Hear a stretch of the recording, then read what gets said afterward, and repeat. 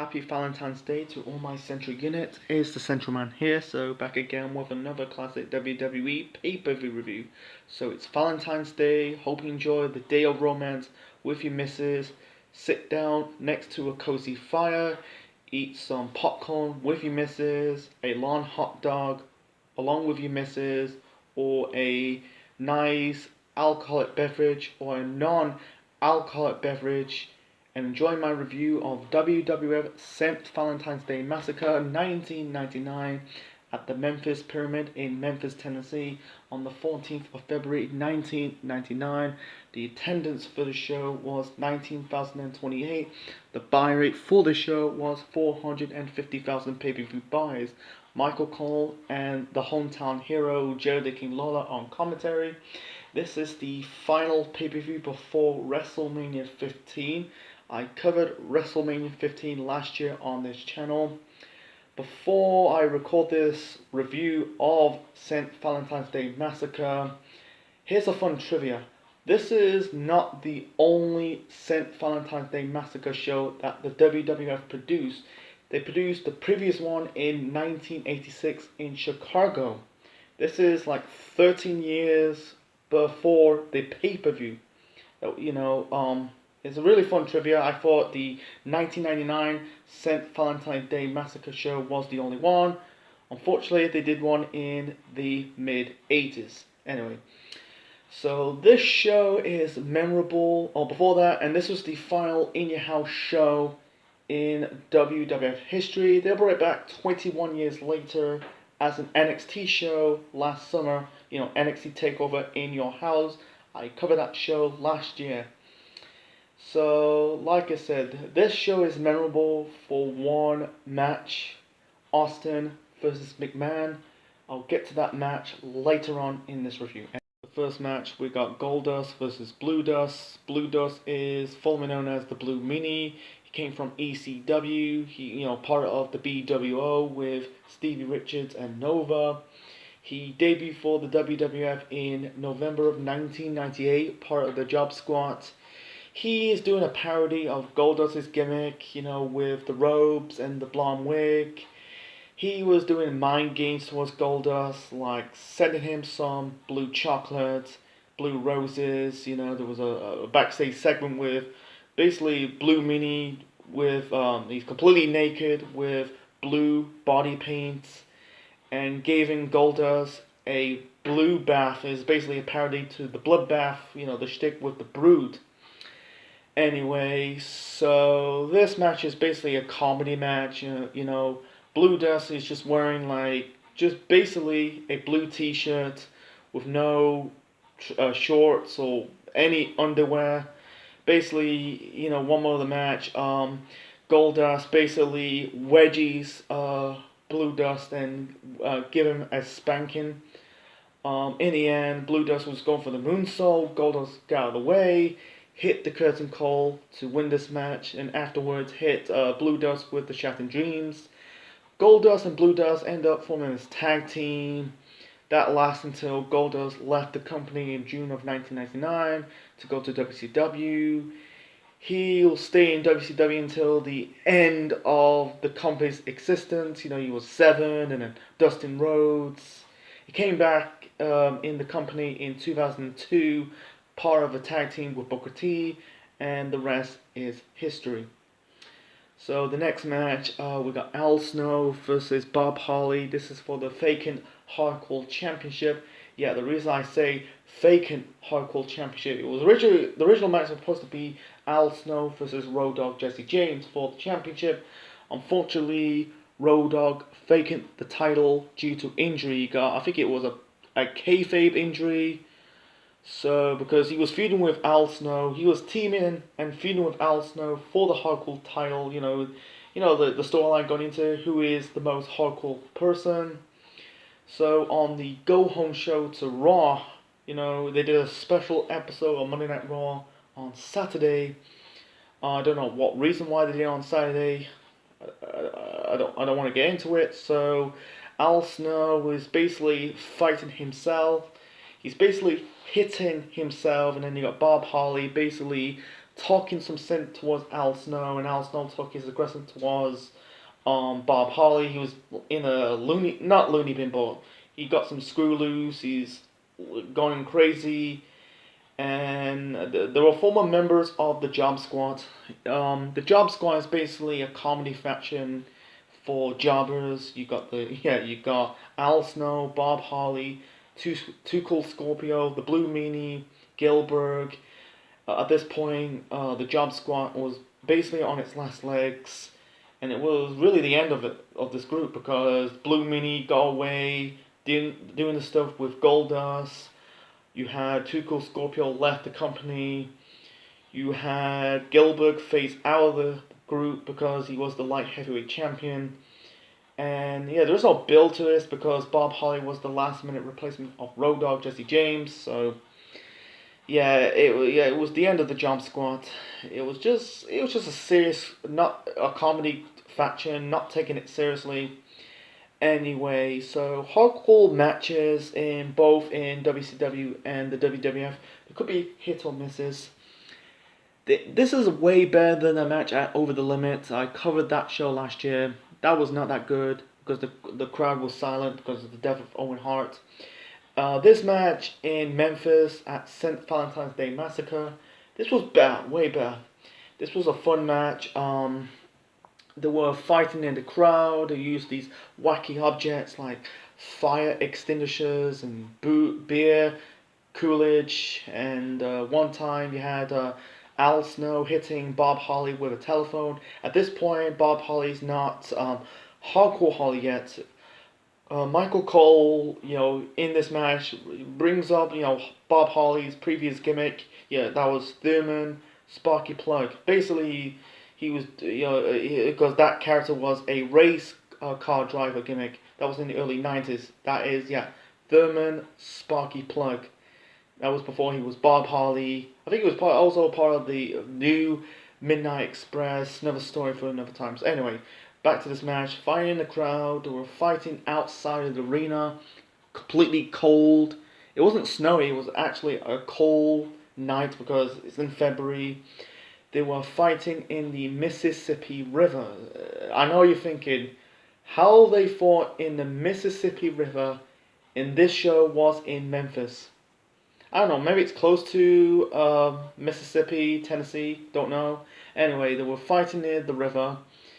I don't understand why Al Snow and Bob Holly didn't got hypothermia after this match. It was completely freezing. There was like a tire in the river.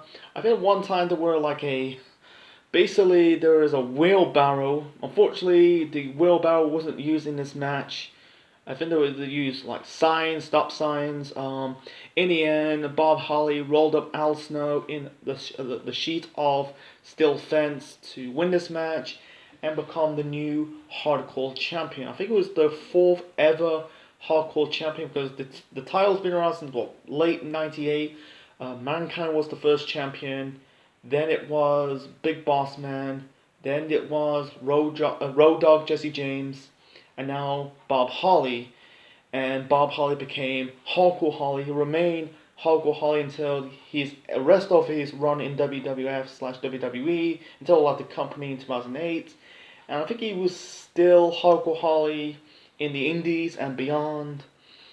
And him and Snow will battle back and forth with the Hardcore title. That's really part of Al Snow's bulk of his run in WWF. In his second run in the company, he was in the Hardcore title picture. So yeah, it was a fun, good, really fun match. Sometimes Hardcore matches, because I like the 24/7 rule in the Attitude Era. It's way better than the 27 belt in today's WWE. That was just a mockery of the Hardcore belt. Because it's just like winning the title and running away. This was just basically just a wacky brawl. You use wacky objects, and sometimes it could be a hit or miss. So this was a hit. The next match, we got the Big Boss Man taking on Midian. We got one member of the corporation taking on one member of the Ministry of Darkness. This was a bit of a faction warfare at the time between the corporation and the Ministry of Darkness. I'm guessing this is the first pay-per-view match for Midian, Before that, he was one half of the Godwins. I think he was Phineas Godwin.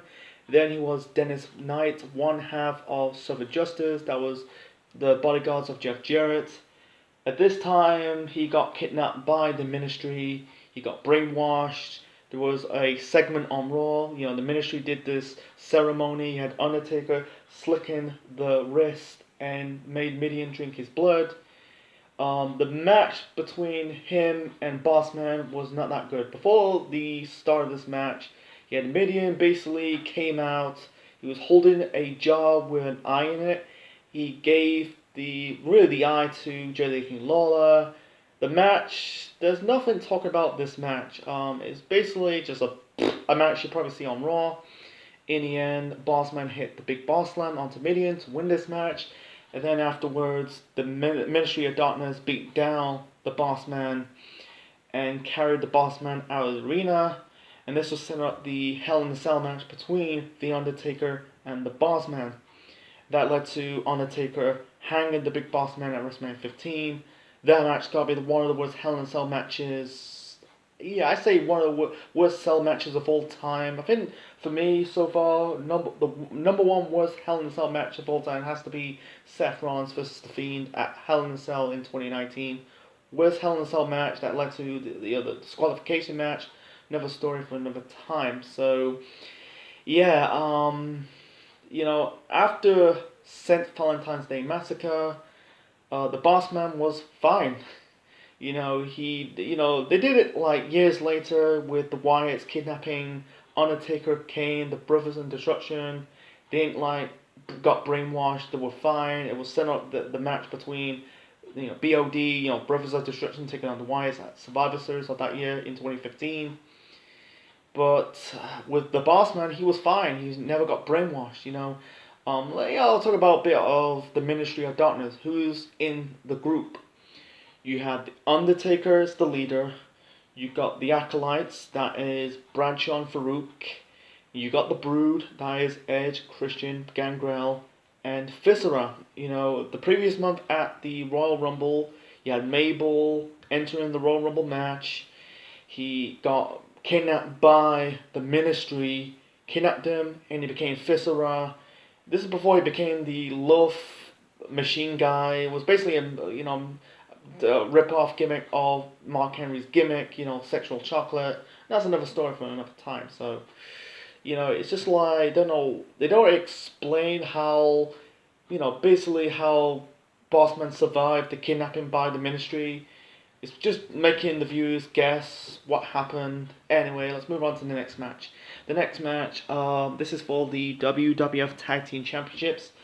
We got Owen Hart and Jeff Jarrett with Deborah defending the belt against Mark Henry and D'Lo Brown with Ivory in their corner. So this is 3 members of the Nations in this match. That is Owen, Mark Henry, and D'Lo.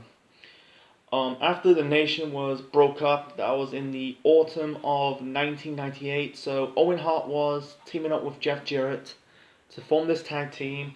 They won the tag team titles in January on an episode of Raw. And Deborah, you know, was in Jeff Jarrett's corner, you know, because they had history, you know, in WCW, you know, in the feud between Jarrett and Mongo, another story from another time, helping Jarrett and Owen winning their matches to retain the tag team title belts. So this pay-per-view was Ivory's first pay-per-view appearance. You know, she was Mark Henry's kayfabe girlfriend because at the time Mark Henry's doing the sexual chocolate gimmick. So I think this is the came off after Mark Henry's basically had sex with Sammy the transvestite, you know, the drag queen Sammy. You know, you had the whole showing penis, you know, it's out of 2 here, man. You get away with murder. You had like a lot of crazy shit, like Naked Mideon, you know, and Mae Young giving birth to a hand, and the shtick with the Ministry of Darkness, Taker in Bond, Steve Austin in the morgue, hanging the Big Boss Man, with a Fall Phoenix getting his penis chopped off. Typical shit, man. I don't want to get into it. I'm not here to crap on the Attitude Era. Anyway, let's talk about this match. The match was a decent match. It was an okay match. Just a standard tag team match, nothing special.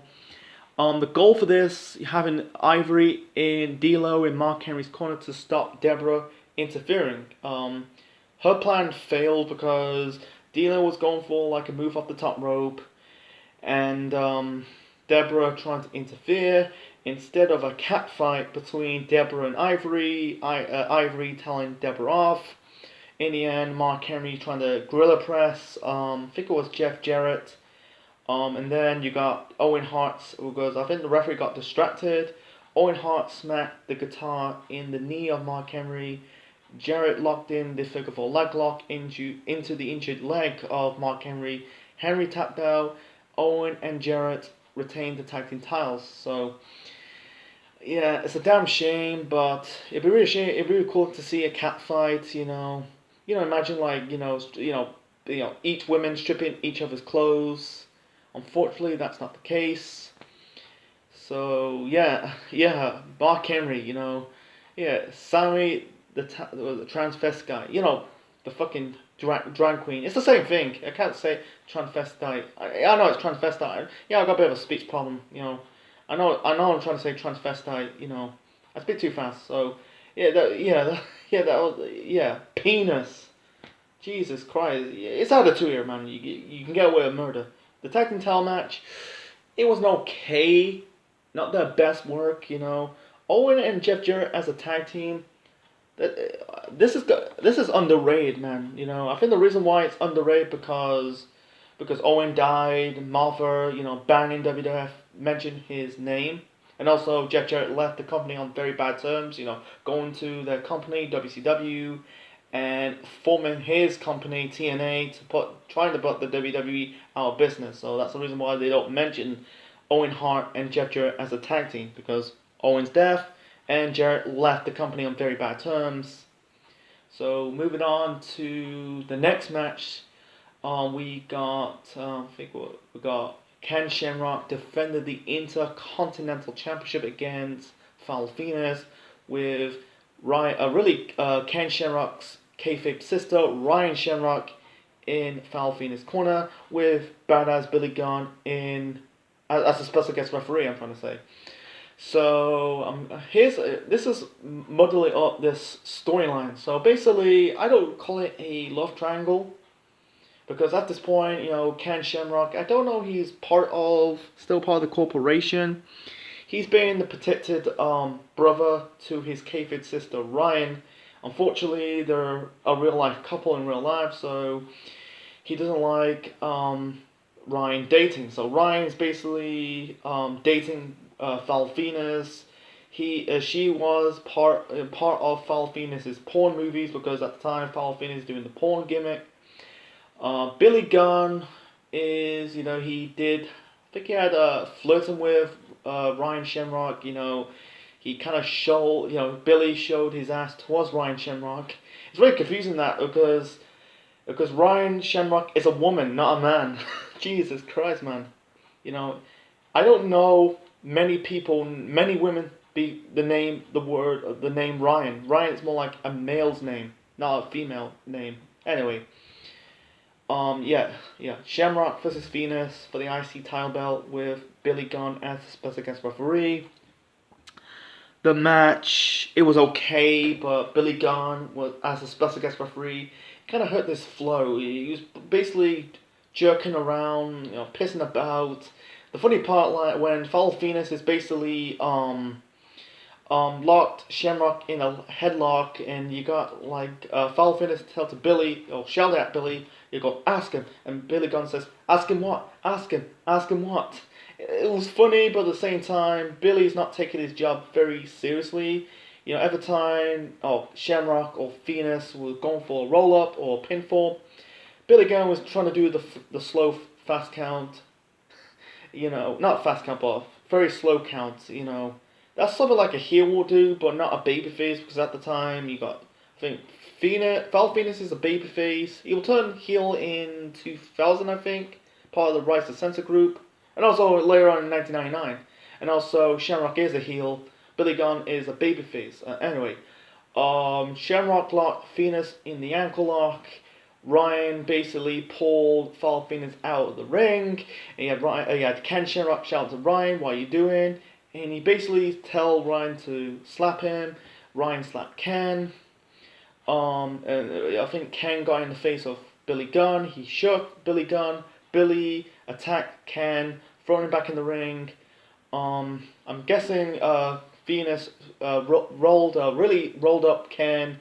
Billy did the fast count, and Val Venis become the new Intercontinental Champion. And then afterwards, you had basically Billy chase after Ken.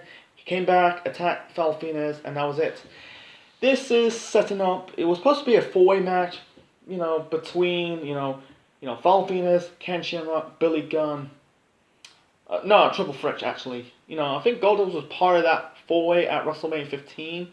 Unfortunately, they changed plans because Billy Gunn was in the Intercontinental title picture, and Road Dogg Jesse James was in the Hardcore title picture. Unfortunately, they changed directions. You had Billy Gunn into the Hardcore title picture, and Road Dogg in the IC title picture. I think they won the titles.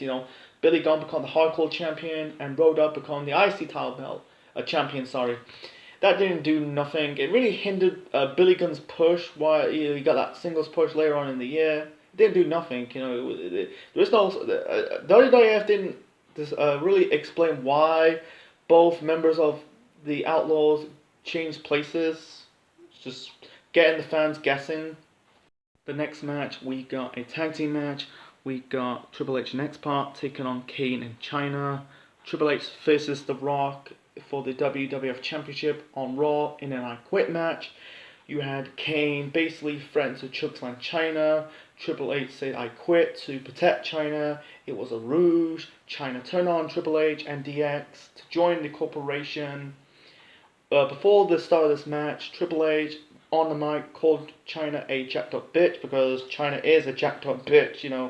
I think she is built 6 feet tall, about nearly 200 pounds. That was a build, height, and weight.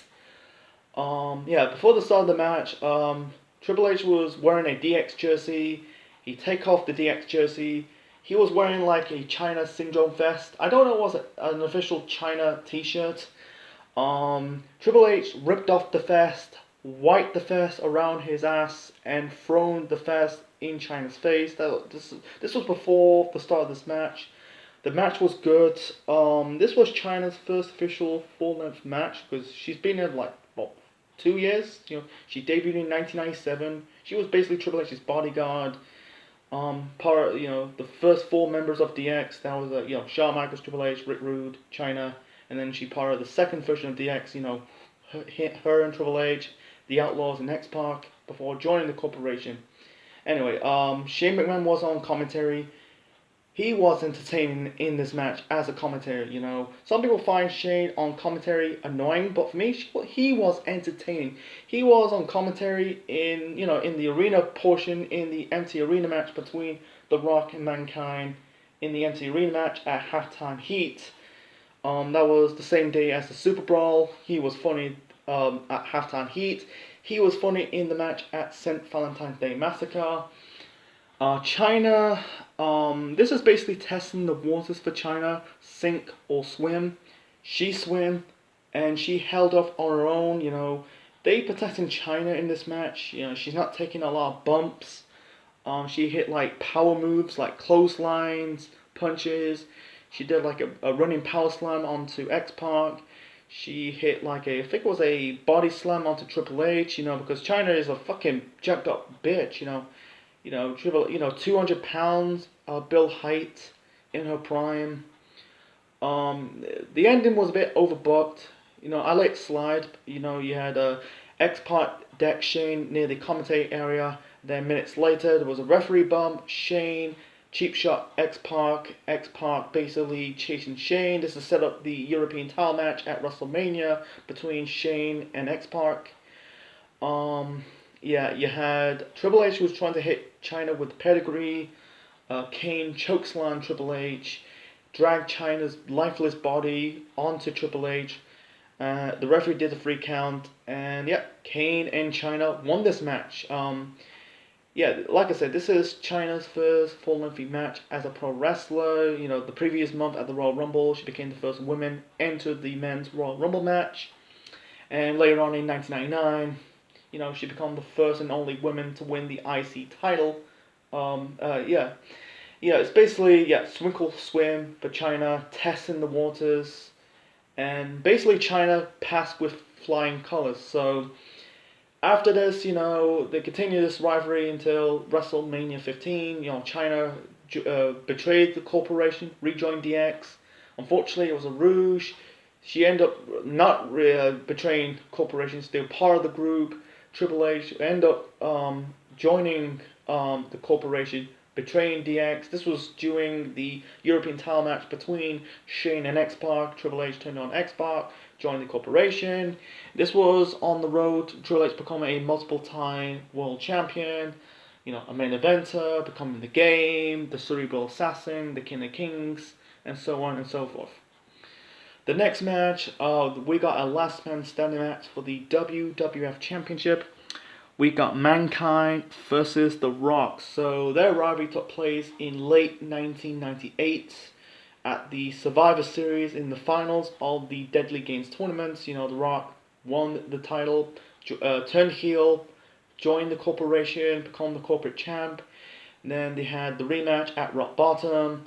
Then on the 4th of July's episode of Monday Night Raw, the same night, you know, Shivani gave the results of that, you know, Mick Foley's going to win their world title. Same night as the Finger Poke of Doom match between Kevin Nash and Hulk Hogan. They had the I Quit match at the Royal Rumble, the Empty Arena match at Halftime Heat. So I'm guessing this is the 5th match of the rivalry between The Rock and Mankind. At this time period, Rock was entering like wrestling matches wearing like a black top and black tracky bottoms and sunglasses. This match was good. I think this is match of the night for me. The Rock was entertaining in this match. So basically, one more of the match, he basically entered the commentary area, sorry. He's on commentary. He basically called Mankind a monkey. He's basically taking the crap. Out comes Mankind, and he's gonna give Mankind a rock burger with Rocky sauce with it. You know, Rock is so fucking entertaining. He kind of worked on the knee of Mankind because on really the heat before the show, he injured the knee of Mankind, you know, to get some heat, and then you know, I've heard like announcer says that Mankind suffered like a patella injury. You know, and like minutes later, The Rock was on the mic singing "SmackDown Hotel." It's basically a parody to Heartbreak Hotel. Man, you know, the fans were into it. You could tell, like, months later, he become the babyface. He become the most over guy in pro wrestling history, alongside Steve Austin. You know, The Rock, Mankind, testicle claw The Rock's balls while he's singing "SmackDown Hotel" with Mr. Sacco. In the end, The Rock and Mankind try to hit each other with chairs in the head. They failed to really get up the count of 10, and the match ended with a draw. And that was disappointed because they wanted to see a decisive winner. Unfortunately, we never got it.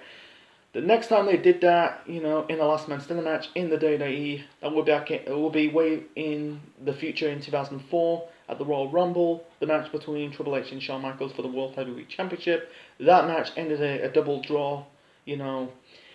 The Rock and Mankind leave the arena on the ambulance on a stretcher, and that was it. I'll talk more about their rivalry at the end of this review. So, yeah, it was a good match with a bad ending.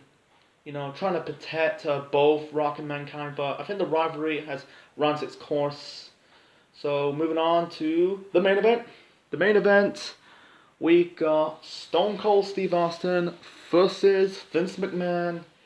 This is inside a steel cage, so their rivalry, this is the biggest rivalry at the time. Stone Cold versus McMahon. It started in 1997 when Austin stunned Vince when he was an announcer.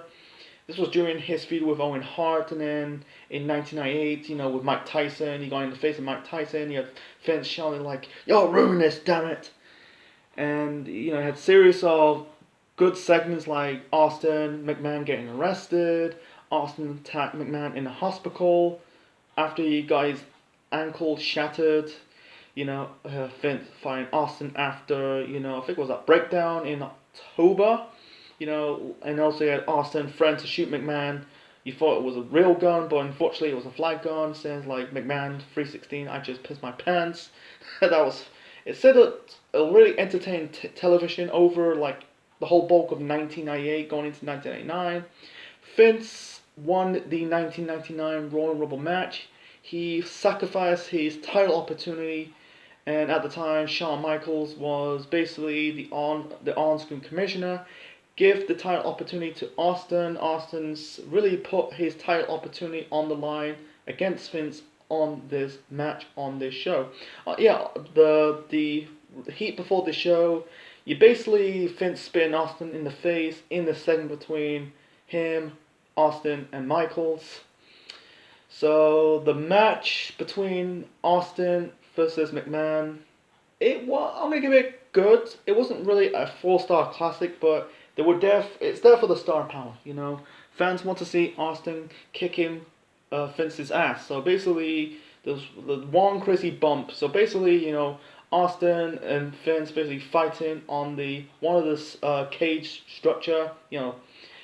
Vince kind of smacked Vince's head into the cage wall. Vince took that crazy bump into the announce table. This after like Austin faking a knee injury. And you got the paramedics and the doctors putting Vince in the stretcher. Austin basically on the mic says, "Oh, that's bullshit." Said about he doesn't want to win. This match didn't start because the bell hasn't rung.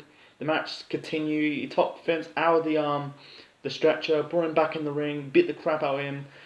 Stuck a mud hole in his ass, and he's about to leave the ring, leave the cage. Vince gave Austin the middle finger. Austin came back, beat Vince again. I think Vince did have some offense, like low blowed Austin, send him into the middle turnbuckle. Austin left the ring again, and Vince gave Austin the second finger, came back, did the same shit. I thought like it's gonna be without shenanigans because he said like the corporation are banned from ringside for interfering. There wasn't interference. We had really one of the best debuts so far. The top 10 best debuts or the top 20 best debuts in pro wrestling history, and one of the dumbest. We got the debut of Paul White, the Big Show. He came from WCW as the Giant. He came back. He came a debut on this show for the World Wrestling Federation. He came through the fucking canvas. He kind of threw Austin into the cage wall. The cage wall completely wide open. Austin fell down to the ground, and Austin won this match. Basically, you thought, Big Show's gonna help Vince win, denying Austin to reach once again in the promised land at WrestleMania. Unfortunately, that backfired. Austin won this match. He gets a shot at the world champion at WrestleMania. The plans change. So, the next night on Raw, I think The Rock won the WWF Championship against Mankind for the third time in a ladder match on Raw.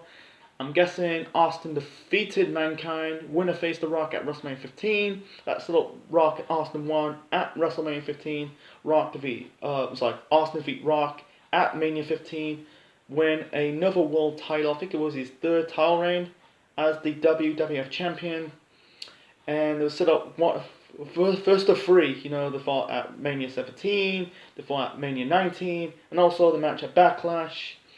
As for, Big Show and Mankind, they end up fought at WrestleMania 15, who will become the referee for the match between Austin versus Rock for the WWF Championship. That ended at DQ. As for the Big Show, he had a start of his runs in the WWF/WWE for the next couple of years. It'll be, face and heel turns, multiple-time world title wins, and other championship accolades. He did okay. So my final rating for WWF St Valentine Day Massacre 1999, I'm going to give it an 8 out of 10. This was a good show. It planned matches for that year's WrestleMania. The only matches in the bad has to be the opener between Goldust versus Blue Dust, and Midian versus Bossman. The only match in the OK has to be the tag team title match between Owen and Jarrett versus Henry and D'Lo. And really, there were a lot of good on this show. You had, basically, for me, a fun match, the hardcore title match between Al Snow and Bob Harley. You know, the WWF title match, the Last Man Standing match between Mankind and Rock. Really another fun tag team match between Triple H, X-Pac versus China and Kane. And also Austin McMahon. Granted, it's not a 4-star classic, but it had a good story. People want to see Austin kicking Vince's ass. I think it accomplished that storyline. They continue, the fight again in rest of 1999. The at King of the Ring 99. The proper rivalry ended at Fully Loaded 99. Later on in the summer of that year. So yeah, 8 out of 10. It was a good pay-per-view. Not the best one, but it was good. It was way better than Survivor Series later on that year. 99 was really like an underwhelming year for the World Wrestling Federation.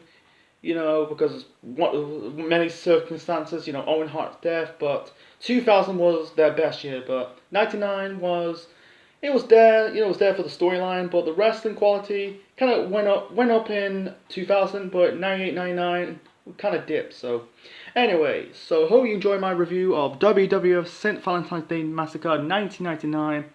Leave your thoughts in the comment section below, smash the like button, subscribe to the Central Man Network on YouTube for more wrestling videos, moral videos and more, and also game streams, and yeah, subscribe to the channel. Next time in this classic WWE pay-per-view review series, so basically Elimination Chamber is round the corner. Let's review a classic Elimination Chamber pay-per-view to review. So, I'm going to review Elimination Chamber 2011. This is Essential Man officially signing out. Hope you enjoy your rest of your Valentine's Day. And this is Essential Man officially signing out. Check you later. That's my review of St. Valentine's Day Massacre 1999. I give it a thumbs up.